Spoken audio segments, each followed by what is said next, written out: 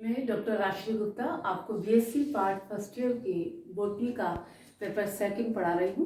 Paper second है आपका fungi वाला पेपर, जिसका पूरा नाम है mycology, plant pathology and microbiology. तो हमने शुरू किया पेपर सेकंड का माइकोलॉजी वाला पार्ट यानी फंगाई वाला पार्ट। इससे पहले मैं फंगाई की कई वीडियो डाल चुकी हूँ। आज हम लेंगे पक्सीनिया। पक्सीनिया एक बहुत बड़ा जीनस है फंगस का। यह एक इंटरनल ऑब्लिगेट पैरासाइट है। ये प्लांट्स के अंदर बहुत ही डैमेजफुल डिजीज फैलाता है, जिसका नाम है रस्ट डिजीज, है ना। ये रस्ट डिजीज फैलाता है और किसमें फैलाता है? सीरियल क्रॉप्स में, यानी कि अनाज की जो फसलें होती हैं, जैसे कि वीट है, बाजरी माने जौ है, ओट्स यानी जई है, और मेज यानी मक्का। तो ये बहुत बड़ा जीनस है। अगर इसकी स्पीशीज की संख्या देखें हम, तो पूरे वर्ल्ड में जो इसकी स्पीशीज मिलती हैं पक्सीनिया फंगस की, वो मिलती है करीब 1800 स्पीशीज। और अगर इंडिया की बात करें तो इंडिया में इसकी स्पीशीज है ओनली 147। ठीक है। तो ये ऑब्लिगेट पैरासाइट है। ये अपने होस्ट के अंदर, इसके होस्ट कौन होते हैं? सीरियल क्रॉप्स होते हैं, उनके अंदर ये एक डिजीज फैलाता है जिसे हम बोलते हैं रस्ट डिजीज। अभी अपनी लाइफ साइकिल, इसकी जो कुछ स्पीशीज है अपनी लाइफ साइकिल एक ही होस्ट पर कंप्लीट कर लेती हैं। ऐसी स्पीशीज को हम बोलते हैं ऑटोइशियस, है ना। और कुछ स्पीशीज जो है इसकी, उसको लाइफ साइकिल कंप्लीट करने के लिए 2 डिफरेंट होस्ट चाहिए, है ना। तो ऐसे स्पीशीज को हम बोलेंगे हेटेरोइशियस। इंडिया में जो वीट की क्रॉप है, अगर वीट की क्रॉप को जो इन्फेक्शन होता है वो पक्सीनिया की स्पीशीज के द्वारा, तो वो पक्सीनिया की 3 इंपॉर्टेंट स्पीशीज हैं। पहली स्पीशीज है पक्सीनिया ग्रेमिनिस ट्रिटिसाई। पक्सीनिया ग्रेमिनिस ट्रिटिसाई, यह वीट जो प्लांट्स हैं उनकी ज़्यादातर स्टेम पर डिजीज फैलाती हैं, और इस डिजीज में काले रंग के स्पॉट्स बन जाते हैं स्टेम्स के ऊपर। तो ये इसलिए इसको, इस वाली स्पीशीज को हम क्या बोलते हैं? स्टेम रस्ट भी बोलते हैं या ब्लैक रस्ट भी बोलते हैं। पक्सीनिया की जो दूसरी स्पीशीज वो है पक्सीनिया स्ट्राइफॉर्मिस। स्ट्राइक का मतलब होता है धारियां। तो पक्सीनिया स्ट्राइफॉर्मिस, इसको हम येलो रस्ट भी बोलते हैं और स्ट्राइप रस्ट भी बोलते हैं, क्योंकि यह प्लांट की लीव्स पर ज़्यादातर धारियों के रूप में, इसके धब्बे होते हैं वो धारियों के रूप में होते हैं, जिन्हें हम बोलते हैं स्ट्राइप। इसलिए इसका दूसरा नाम है स्ट्राइप रस्ट। और ये जो धारियां होती हैं ज़्यादातर पीले रंग की होती हैं, इसलिए इसका नाम येलो रस्ट भी है। पक्सीनिया की तीसरी इंपॉर्टेंट स्पीशीज जो इंडिया में वीट की क्रॉप्स को नुकसान पहुंचाती है वो है पक्सीनिया रेकनडेटा। इसको हम लीफ रस्ट भी कहते हैं और ब्राउन रस्ट भी कहते हैं। नाम से ही पता पड़ा है कि ज़्यादातर वीट क्रॉप्स के लीफ पर ब्राउन रंग के धब्बों के रूप में डिजीज फैलाता है। ठीक है। अभी लाइफ साइकिल की बात करें तो शब्द देखिए पक्सीनिया के लिए कि पक्सीनिया एक इंटरनल ऑब्लिगेट पैरासाइट है। तो पक्सीनिया एक इंटरनल ऑब्लिगेट पैरासाइट है जो वीट क्रॉप्स के ऊपर एक डिजीज फैलाता है, जिसे हम बोलते हैं रस्ट डिजीज। हिंदी में इसको बोलते हैं किट रोग, है ना। और रस्ट का मतलब होता है कि जो इसके जो धब्बे दिखाई देंगे, जो लोहे की जंग का रंग होता है ना, लोहे पे जंग लग जाती है उसका जो रंग होता है, वैसा ही रंग इसके धब्बों का होता है। इसलिए इसके डिजीज का नाम हमने क्या दिया? रस्ट डिजीज, और हिंदी में किट रोग। तो अगर पक्सीनिया की जो इम्पोर्टेंट स्पीशीज या जो सबसे ज़्यादा पाई जाती है या क्रॉप्स में डिजीज फैलाती है, वो डिजीज है पक्सीनिया, वो स्पीशीज है पक्सीनिया ग्रेमिनिस ट्रिटिसाई। ये इसकी स्पीशीज है और ये इसका जीनस है। ठीक है। तो अगर इसकी लाइफ, पक्सीनिया ग्रेमिनिस ट्रिटिसाई की बात करें तो ये एक हेटेरोइशियस फंगस है, यानी इसकी लाइफ साइकिल कंप्लीट जो होती है ऑन टू डिफरेंट होस्ट, और इसके 2 डिफरेंट होस्ट हैं। पहला इसका जो होस्ट है वो है वीट क्रॉप, और दूसरा जो इसका होस्ट है वो है बर्बेरिस। बर्बेरिस का प्लांट एक झाड़ी के रूप में होता है, वो ज़्यादातर हाइट में, ऊंचाइयों पे मिलता है बर्बेरिस। पूरी लाइफ साइकिल में चूंकि 2 होस्ट चाहिए, इसको हम बोलते हैं कि हेटेरोइशियस फंगस। तो पहला वीट क्रॉप और दूसरा बारबेरिस प्लांट झाड़ी के रूप में होती है इसका। तो इसकी टोटल लाइफ साइकिल में 5 टाइप्स के स्पोर्स बनते हैं, 5 टाइप के स्पोर्स बनते हैं, जिनमें से 3 स्पोर्स या टू स्पोर्स हम कहें, टू स्पोर्स जो बनते हैं जिनका नाम है यूरिडोस्पोर्स एंड टेल्यूडोस्पोर्स ये तो बनते हैं वीट पर। ठीक है, टोटल स्पोर्स कितने बनेंगे लाइफ साइकिल में? 5, जिनमें से 2 बनेंगे वीट क्रॉप्स पर और अनदर 2 स्पोर्स जिनका की नाम है पिक्नोस्पोर्स और दूसरा है एसियो स्पोर्स, AECIO स्पोर्स। अब जो 5वां टाइप का स्पोर्स है वो मैं इसको बताती हूँ, उसका नाम है बेसिडियोस्पोर। 5वें टाइप का जो स्पोर है उसका नाम है BASI बेसिडियोस्पोर। ये बनते हैं सोइल के अंदर, ये बनेंगे वीट क्रॉप्स पर, ये बनेंगे बर्बेरिस प्लांट पर और ये बनेंगे सॉइल के अंदर। ठीक है, तो सबसे पहले यूरिडोस्पोर, उसके बाद वीट प्लांट पर ही टेरिडोस्पोर से आगे बनेंगे पिक्नोस्पोर्स, फिर एसिडियोस्पोर्स और बीच में ही बनेंगे बेसिडियोस्पोर्स। ये कैसे बनते हैं वो मैं आपको बताती हूँ। तो पक्सिनिया ग्रेमिस ट्यूटिसाई जो इसकी मुख्य स्पीशीज है, उसके 2 होस्ट कौन से हुए बच्चों? एक तो वीट क्रॉप जो इसका प्राइमरी होस्ट है, फर्स्ट होस्ट है, और दूसरा होस्ट जिसे हम ऑल्टरनेट होस्ट भी कहते हैं वो है बर्बेरिस, है ना। तो वीट पे मैंने बताया था सबसे पहले कौन से स्पोर्स बनते हैं? यूरिडोस्पोर्स। यूरिडोस्पोर्स के ग्रुप को हम बोल सकते हैं यूरिडोसोरस, और सोरस का जो ग्रुप बन जाता है तो ये यूरिडोसोराई। तो सबसे पहले इसकी लाइफ साइकिल में जो स्पोर्स बनेंगे वो बनेंगे वीट पर और उनका स्पोर्स का नाम होगा यूरिडोस्पोर्स। यूरिडोस्पोर्स के हम जो ग्रुप को हम क्या बोल सकते हैं? यूरिडोसोरस, और सोरस के भी ग्रुप को हम क्या बोल सकते हैं? यूरिडोसोराई। तो देखिए, ये मैंने वीट का प्लांट बनाया, ये मैंने वीट की लीव्स बनाई। वीट कैसा प्लांट होता है? क्रॉप्स कैसे प्लांट होते हैं? Monocot plant. ये मैंने इसकी लीफ बनाई है, ये इसकी मिड्रिप बनाई है लीफ, और ये इसका मैंने स्टेम बनाया है।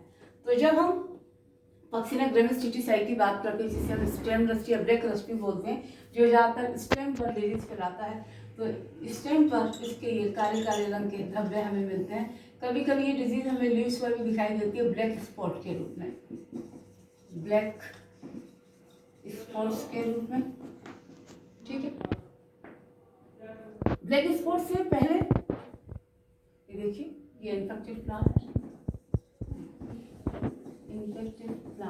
Of wheat.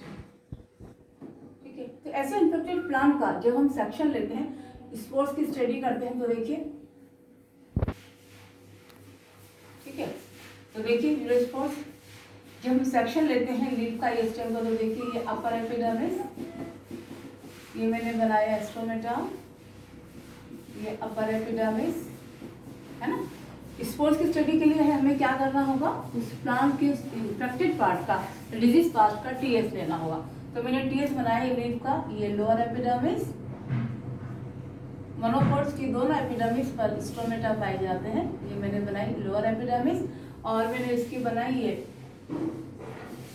मेसोफिल बनाई है।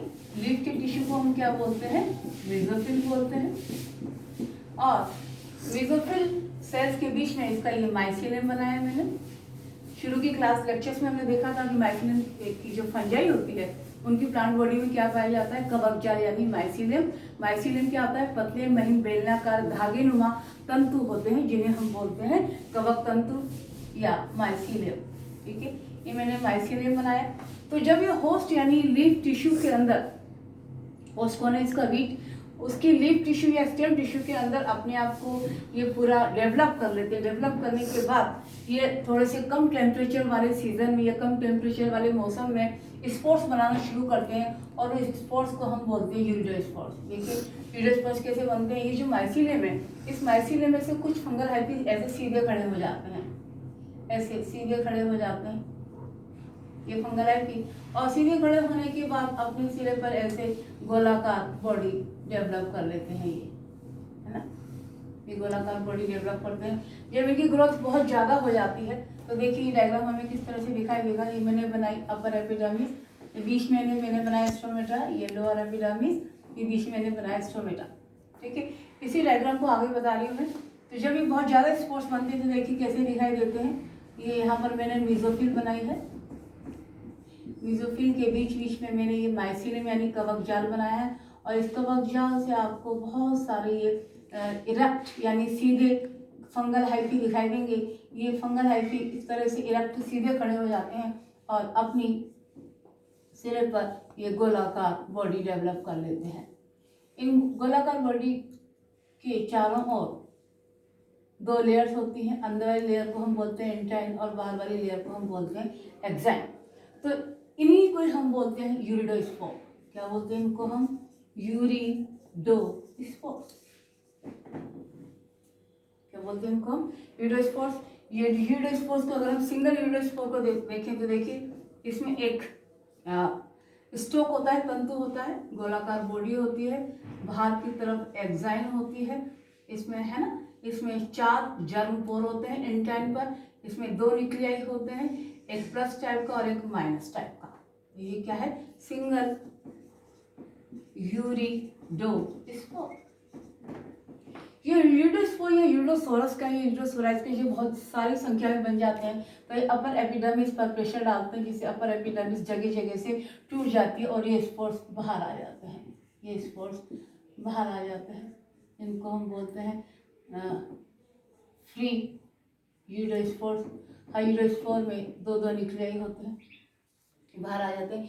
ये यूरिडोस्पोर की खासियत होती है ये सिर्फ बीट के प्लांट को ही वापस से इन्फेक्ट कर सकते हैं। ये बर्बेरिस के प्लांट को इन्फेक्ट नहीं कर सकते। ये हवा द्वारा उड़कर जाते हैं, उड़कर अगर वापस से किसी हेल्दी बीट प्लांट पर गिरते हैं तो वहाँ पे ये जर्मिनेट हो जाते हैं। जर्मिनेट कैसे होते हैं? ये वहाँ लीफ की स्टोमेटा द्वारा एंटर करते हैं, एक्साइन इनकी रप्चर हो जाती है और इंटाइन एक जर्म ट्यूब के द्वारा एंटर करती है और एंटर करके अंदर पूरा क्या बना लेती है? ये माइसिलियम बना। इस तरह से ये पूरे नए प्लांट को फिर से क्या कर देते हैं? फिर से इन्फेक्ट कर देते हैं। ठीक है, तो यूरिडोस्पोर्स हवा द्वारा प्रकीर्णित या डिस्पर्स होने के बाद पुनः सिर्फ वीट के प्लांट को ही इन्फेक्ट कर सकते हैं। और ये कब बनते हैं? ठंडे मौसम में। लेकिन जैसे जैसे टेम्परेचर ज़्यादा होने लगता है, गर्मियाँ आने लगती हैं, तो इन्हीं यूरिडोस्पोर्स की जगह दूसरे तरह के स्पोर्स बनते हैं जिन्हें हम बोलते हैं टेरिडोस्पोर्स। ठीक है, और टेरिडोस्पोर्स देखिए कैसे होते हैं टेरिडोस्पोर्स। ठीक है, तो कब बनते हैं? ठंडे मौसम में या कम टेम्परेचर में। कब क्या बनते हैं? यूरिडोस्पोर्स। लेकिन जैसे जैसे टेम्परेचर हाई होने लगता है तो यूरिडोस्पोर्स की जगह बनते हैं टेरिडोस्पोर, जिनका रंग होता है काले रंग का। इन्हीं काले रंग के स्पोर्स की वजह से इसको, इस डिजीज को या इस फंगस को हम बोलते हैं स्टेम रस्ट या ब्लैक रस्ट। तो देखिए कैसे होते हैं, उसमें भी वही माइसिलियम से कुछ जो फंगल हाइफी होते हैं वो इरेक्ट ऐसे सीधे खड़े हो जाते हैं और उनकी शेप देखिए। इन स्पोर्स में 2 सेल्स होती हैं, ये 2 सेल्ड होते हैं। यूरिडोस्पोर्स आपने देखा था सिंगल सेल होते हैं और ये होते हैं 2 सेल। ठीक है, तो इनको हम क्या बोलेंगे? यूरिडोस्पोर्स। ये यूरिडोस्पोर्स भी जब बहुत सारी संख्या में बनते हैं तो ये भी क्या करते हैं? यूरिडोस्पोर्स बनाते हैं। ये 2 सेल्ड होते हैं। ठीक है, ये 2 सेल्ड, इन्हें हम क्या बोलेंगे? टेरिडोस्पोर। टेरिडोस्पोर्स। सिंगल टेरिडोस्पोर को अगर हम देखें तो देखिए कैसी स्ट्रक्चर होती है। सिंगल टेरिडोस्पोर में 2 सेल होती हैं, एक अपर सेल और एक ये लोअर सेल। दोनों सेल के जानों जो एक्साइन होती है वो काफी थिक होती है और ब्लैक कलर की होती है, इसीलिए स्पोर्स हमें काले रंग के दिखाई देते हैं। यूरिडोस्पोर्स का रंग काला नहीं होता, थोड़े लाइट कलर के होते हैं, लेकिन ये टेरिडोस्पोर्स ब्लैक कलर के होते हैं। 2 सेल्ड होते हैं और हर सेल में 2 न्यूक्लियाई मिलते हैं, एक प्लस माइनस, एक प्लस माइनस। इनके हर सेल में एक जर्म पोर होता है। ऊपर वाली सेल में जर्म पोर होता है यहाँ पर, और नीचे वाली सेल में जर्म पोर होता है यहाँ सेप्टम के पास। इनमें भी क्या होते हैं? एक स्टॉक होता है या तंतु होता है और ये 2 सेल होता है। ये टेरिडोस्पोर्स भी होस्ट की एपिडर्मिस को तोड़ते हुए बाहर निकल आते हैं। बाहर निकल आने के बाद ये कहाँ जाते हैं? सॉइल में। ये सॉइल में जाते ही मैंने सॉइल बनाई। सॉइल में अगर मॉइस्चर है तो ये यूरिडोस्पोर्स यहाँ पड़े रहते हैं। ये 2 सेल्ड, ये 2 सेल्ड यूडोस्पोर्स मैंने बना दी। ये गीली सॉइल में यहाँ पड़े रहते हैं। सॉइल में क्या होना चाहिए? सॉइल विद मॉइस्चर, नमी होनी चाहिए। नमी होने पर ही ये स्पोर्स क्या होते हैं? ये स्पोर्स क्या होते हैं? जर्मिनेट होते हैं। अब इनका जर्मिनेशन बताती हूँ मैं यूडोस्पोर का। तो आपने 2 स्पोर्स देखे भी, एक तो यूडोस्पोर और दूसरा कौन सा देखा आपने? टेट्रास्पोर। ठीक है, 2 स्पोर्स बन चुके हैं। टेट्रास्पोर्स आगे क्या होते हैं? जर्मिनेट होते हैं जमीन पर गिरने के बाद। इनका जर्मिनेशन देखिए, ये जर्मिनेशन बना रही हूँ मैं। ये टेट्रास्पोर, ये इनकी जो एग्जाइन होती है वो पानी एब्जॉर्ब करके जगह जगह से रप्चर हो जाती है, टूट जाती है। जर्मिनेशन में देखिए, जर्मिनेशन के समय इनके अंदर से, इनके इंटाइन से एक जर्म ट्यूब निकलती है ऐसे, जिसे हम क्या बोलते हैं? प्रोमाइसीलियम या प्रोबेसिडियम। प्रोबेसिडियम भी जिसे हम बोलते हैं। जर्मिनेशन ऑफ टेल्यूटो, आज ही बना देंगे टेल्यूटोस्पोर्स। ठीक है, कहाँ पर होता है? In moist soil. ठीक है, सॉइल से मॉइस्चर एब्जॉर्ब करके इनकी जो एग्जाइन होती है वो रप्चर हो जाती है, और जो इंटाइन थी, अंदर वाली जो मेम्ब्रेन थी, उससे क्या निकलती है? ट्यूब लाइक स्ट्रक्चर निकलती है, जिसे हम बोलते हैं प्रोबेसिडियम। प्रोबेसिडियम बनने के बाद ये जो दो न्यूक्लियाई में क्या हो जाता है? फ्यूजन हो जाता है। फ्यूजन के बाद देखिए, ये फ्यूजन होने के बाद ये फ्यूजन हो गया, तो इसे अब हम क्या बोलेंगे? डिप्लॉइड न्यूक्लियस, जो दोनों सेल्स में बनता है। उसके बाद देखिए, फ्यूजन होने के बाद इसमें क्या होता है? मियोसिस। मियोसिस में देखिए क्या बनते हैं? डिप्लॉइड न्यूक्लियस में जब मियोसिस होता है तो उससे कितने न्यूक्लियाई बनते हैं बच्चों? 4 न्यूक्लियाई बनते हैं, है ना। तो देखिए 4 न्यूक्लियाई, 1 2 3 4। इसमें भी देखिए 1 2 3 4 4 न्यूक्लियाई। ये 4 न्यूक्लियाई बनने के बाद प्रोबेसिडियम में क्या बन जाते हैं? सेप्टम बन जाते हैं, और ये 4 सेल्ड हो जाते हैं। 4 सेल्ड होने के बाद देखिए क्या होता है? ये चारों न्यूक्लियाई एक एक सेल में चले जाते हैं इस तरह से। ये 1 1 1 1 और 1, ऐसे इसी में ही 1 1 1 और 1। इसके बाद देखिए क्या होता है? ये अब इसको हटा दूंगी यहाँ से, इस फोर्स को। अब मैं दिखाऊंगी प्रोबेसिडियम। ये प्रोबेसिडियम जो होती है, एक ही बेसिडियम को लेके चलते हैं प्रोबेसिडियम को। प्रोबेसिडियम में जब एक एक न्यूक्लियाई आ जाता है, जो कि प्रोबेसिडियम है, तो ये 2 प्लस टाइप के होते हैं और 2 माइनस टाइप के, 2 प्लस टाइप के होते हैं और ये 2 माइनस टाइप के होते हैं। इसके बाद देखिए इनकी यहाँ पर एक उभार सा बन जाता है। उभार सा बनने के बाद इनके सिरे पर एक छोटा सा गोलाकार स्ट्रक्चर बन जाती है। गोलाकार स्ट्रक्चर बनने के बाद ये देखिए क्या होता है? स्ट्रक्चर बनने के बाद ये जो न्यूक्लियस थे, ये न्यूक्लियस या न्यूक्लियाई कहाँ ट्रांसफर हो जाते हैं? इन गोलाकार स्ट्रक्चर में ट्रांसफर हो जाते हैं। ये जो उभार छोटा छोटा सा बना है, इसको हम बोलते हैं स्टेरिगमेटा।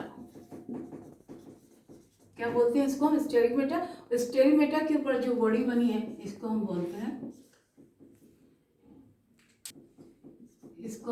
हैं बॉडी, गोलाकार बॉडी। ठीक है, उसके बाद ये न्यूक्लियाई इसमें ट्रांसफर हो जाएंगे। तो देखिए ये इसमें न्यूक्लियस आ गया, इसमें न्यूक्लियस आ गया। तो ये अब गोलाकार बॉडी जो आपने बनाई, जिसमें से 2 प्लस टाइप के न्यूक्लियाई हैं और 2 माइनस टाइप के, इन्हीं को अब ये यहाँ से अलग होकर मिट्टी में पड़े रहते हैं। इन्हीं को हम बोलते हैं बेसिडियो। क्योंकि बेसिडियम के अंदर बनते हैं, इसलिए इनका नाम बेसिडियो स्पोर्स। तो बेसिडियो स्पोर्स कहाँ बने? सॉइल के अंदर बने। ठीक है, तो जो पक्सिनिया है, पक्सिनिया के अंदर बेसिडियो स्पोर्स बनते हैं, बेसिडियम के अंदर बनते हैं। तो ये किस क्लास में आता है? बेसिडियोमाइसीटीज। अगर हम इसका क्लासिफिकेशन देखें पक्सिनिया का, तो पक्सिनिया की क्लास कौन सी है? आप नोट कर लीजिए, बेसी। तो अभी हमने देखा कि पक्सिनिया में सॉइल में क्या बनते हैं? टेट्रास्पोर की जर्मिनेशन से बेसिडियो स्पोर्स बनते हैं। ये बेसिडियो स्पोर्स बेसिडियम के अंदर बनते हैं। अतः पक्सिनिया की क्लास कौन सी है? बेसिडियोमाइसीटीज। Class BASI, basidiomycetes. इसकी फैमिली कौन सी है? पक्सिनिया की। और जीनस कौन सा है? पक्सीनिया। ठीक है, बेसिडोस्पोर्स भी हवा द्वारा उड़कर जब अपने दूसरे होस्ट पक्सीनिया के दूसरे होस्ट बर्बेरिस पर पहुंचते हैं, बर्बेरिस कहाँ पर पहुंचते हैं, हवा द्वारा उड़कर बर्बेरिस पर पहुंचते हैं। बर्बेरिस एक झाड़ीनुमा पौधा है, ये इसकी लीफ की जो स्टोम क्लास में आता है, क्लास बेसिडियोमैसिडीज, और इसकी फैमिली कौन सी है, पक्सीनिएसी, जीनस इटसेल्फ पक्सीनिया। अब जो बेसिडियोस्पोर्स हमने देखे थे सोइल में बनने के बाद हवा द्वारा डिस्पर्स होकर जब बर्बेरिस पर पहुंचते हैं, ये बर्बेरिस की लीफ को इन्फेक्ट करते हैं। ये बर्बेरिस की लीफ बनाई मैंने, बर्बेरिस की लीफ को इन्फेक्ट करते हैं। कैसे इन्फेक्ट करते हैं, लीफ में जो स्टोमेटा होते हैं, स्टोमेटा के द्वारा एंटर करते हैं, और एंटर करने के बाद क्योंकि बेसिडियोस्पोर्स कैसे होते हैं, मोनोकैरियोटिक, यानी कि इनके अंदर क्या, मोनो माने वन, कैरियो माने न्यूक्लियस, इनके अंदर एक ही न्यूक्लियस होता है, इसलिए कैसे स्पोर्स हैं, मोनोकैरियोटिक। ये बर्बेरिस की लीफ के अंदर एंटर करते हैं, किसके अंदर एंटर करते हैं, जर्म ट्यूब बनाकर एंटर करते हैं, और एंटर करने के बाद क्या बना लेते हैं, ये पूरा नया माइसीलियम बना लेते हैं। वो माइसीलियम कैसा होता है, सेप्टेट होता है। सेप्टेट होने के बाद हर सेल में कितने न्यूक्लियस होते हैं, 1 न्यूक्लियस होते हैं। ठीक है, ये माइसीलियम डेवलप होने के बाद एक स्ट्रक्चर बनाते हैं जिसे हम बोलते हैं एसिडियम। क्या बोलेंगे, एसिडियम। एसिडियम बनती है अपर एपिडर्मिस की तरफ, ये मैंने बनाई अपर एपिडर्मिस। ये फ्लास्कुमा स्ट्रक्चर होती है, ये ऐसी फ्लास्कुमा, ये फ्लास्कुमा स्ट्रक्चर होती है जो कब बनती है, बर्बेरिस में अपर एपिडर्मिस की तरफ बनती है। अगर हम इस क्या बोलते हैं इनको, हम पिक्नीडियम या पिक्नीडिया। ठीक है, अगर हम सिंगल पिक्नीडियम को देखें तो देखिए फ्लास्क की शेप होती है, इसके एपिक्स पर एक छोटा सा स्पोर होता है जिसे हम बोलते हैं ऑस्टियोल बोलते हैं। इसकी बेस पर छोटे छोटे हाइफी या कवक तंतु होते हैं। ये भी अपने सिरे पर क्या बनाते हैं, डेवलप होने के बाद स्पोर्स बनाते हैं चेन में या श्रृंखला में। इन स्पोर्स को हम बोलते हैं एसियस पिक्नोस्पोर्स। क्योंकि बेसिडियोस्पोर मोनोकैरियोटिक, इसमें माइसीलियम भी कैसा होगा, मोनोकैरियोटिक, और इस माइसीलियम में बनने वाले स्पोर जो पिक्नोस्पोर्स हैं वो भी कैसे होंगे, मोनोकैरियोटिक, यानी उनके अंदर भी क्या क्या होंगे, एक एक न्यूक्लियस होंगे। ये ऑस्टियोल के यहाँ नेक पर एक फिलामेंट स्टाइल स्ट्रक्चर होती है जिसे हम बोलते हैं पेराफाइसिस, और एक और इसमें हाइफी बनते हैं जिसे हम बोलते हैं फ्लेक्सोसाइफी। ये फ्लेक्सोसाइफी, दो तरह के इसमें फिलामेंट यहाँ पर बनते हैं। कहाँ पर, इस पिक्नीडियम जो फ्लास्क नुमा कैविटी है, फ्लास्क शेप्ड होती है पिक्नीडियम, इसकी बेस में तो क्या बनते हैं, ये स्पोर्स बनते हैं जिनका नाम पिक्नोस्पोर्स, और इसके नेक पर क्या बनते हैं, दो तरह के फिलामेंट्स बनते हैं। एक तो सिंपल पेराफाइसिस हाइफी, ये पेराफाइसिस, और इस तरह के फिलामेंट्स को हम क्या बोलते हैं, फ्लेक्सोसाइफी। ठीक है, ये फ्लेक्सोसाइफी एक कैविटी के जो पिक्नोस्पोर्स होते हैं वो या तो प्लस टाइप के होंगे, माइनस टाइप के होंगे। इसी तरह से एक पिक्नीडियम के जो फ्लेक्सोसाइफी होते हैं वो प्लस या माइनस टाइप के होते हैं। तो अगर पास में दूसरी जो पिक्नीडियम है उसमें ये प्लस टाइप की और माइनस टाइप की, ये माइनस टाइप की अगर इसमें बेसिडियोस्पोर्स होते हैं, वो बेसिडियोस्पोर्स सॉरी जो पिक्नोस्पोर्स होते हैं नेगेटिव या माइनस टाइप के, वो माइनस टाइप के पिक्नोस्पोर्स जब इन प्लस टाइप के फ्लेक्सोसाइफी के पास आते हैं, बनाती हूँ मैं फ्लेक्सोसाइफी। ठीक है, ये अगर प्लस टाइप की और ये माइनस टाइप का है, ठीक है, तो दोनों के बीच में क्या होता है, दोनों के बीच की जो वॉल होती है वो डिसॉल्व हो जाती है, और इसका जो न्यूक्लियस है वो फ्लेक्सोसाइफी में आ जाता है। इसको हम बोलते हैं स्पर्मेटाइजेशन, है ना। नेक्स्ट स्टेज कौन सी है, फ्लेक्सोसाइफी में दोनों के न्यूक्लियाई आ जाते हैं। एक न्यूक्लियाई तो किसका, फ्लेक्सोसाइफी का, दूसरा न्यूक्लियस किसका है, इसका पिक्नोस्पोर का। ठीक है, तो यहाँ पर इस प्रोसेस को हम क्या बोलेंगे, स्पर्मेटाइजेशन। ये फ्लेक्सोसाइफी जिसके अंदर अभी डाइकैरियोटिक न्यूक्लियाई बना है, डाइकैरियोटिक न्यूक्लियस बना है। देखिए डिप्लॉइड न्यूक्लियस में दो तरह के न्यूक्लियाई फ्यूज हो जाते हैं, और डाइकैरियोटिक में दो तरह के न्यूक्लियाई पाए जाते हैं, एक प्लस टाइप का और एक माइनस टाइप का। इस ऐसे न्यूक्लियस को हम क्या बोलते हैं, डाइकैरियोटिक न्यूक्लियस। ये जो फ्लेक्सोसाइफी जिसमें स्पर्मेटाइजेशन हो चुका है, डाइकैरियोटिक न्यूक्लियस बन चुका है, ये बर्बेरिस की लोअर एपिडर्मिस की तरफ जाकर क्या बनाते हैं, एक नया माइसीलियम बनाते हैं। ये बर्बेरिस के लिए ये नया माइसीलियम बनाते हैं, कहाँ पर, लोअर एपिडर्मिस की तरफ। ये नया माइसीलियम लोअर एपिडर्मिस की तरफ बनाते हैं। इस माइसीलियम से बर्बेरिस में जो स्ट्रक्चर बनती है लोअर एपिडर्मिस की तरफ, उसे हम क्या बोलते हैं? एसिडियम। लोअर एपिडर्मिस पर माइसीलियम बना, माइसीलियम से जो नई स्ट्रक्चर बनेगी उसे हम क्या बोलेंगे? एसिडियम। एसिडियम एक कपनुमा स्ट्रक्चर होती है।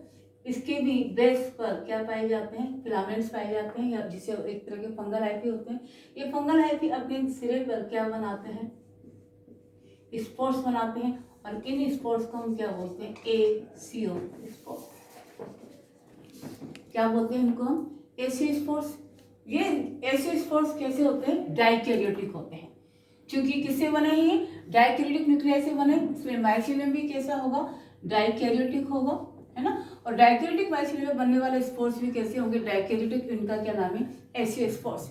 ये जो एसीओ स्पोर्स हैं, इनकी खासियत तो होती है कि क्या हवादार उड़ते हैं तो वापस ये कहाँ पर जर्मिनेट हो सकते हैं? सिर्फ वीट प्लांट पर जर्मिनेट हो सकते हैं। तो इस तरह से पक्सिना की लाइफ साइकिल में 5 तरह के स्पोर्स देखे हमने, जिनमें से सबसे पहले बने यूरिडोस्पोर्स, फिर दूसरे बने टेरिडोस्पोर्स। टेरिडोस्पोर्स जर्मिनेशन से बने बेसिडोस्पोर्स। बेसिडोस्पोर्स जब हवादार उड़कर बर्बेरिस तक पहुंचे तो अपर एपिडर्मिस की तरफ कौन से बने? पिग्नोस्पोर्स। लोअर एपिडर्मिस की तरफ बने एसियोस्पोर्स। एसियोस्पोर्स वापस वीट होस्ट पर गिरकर जर्मिनेट होकर क्या बना देते हैं? माइसीलियम। और उस माइसीलियम से पुनः क्या बन जाते हैं? यूरिडोस्पोर्स।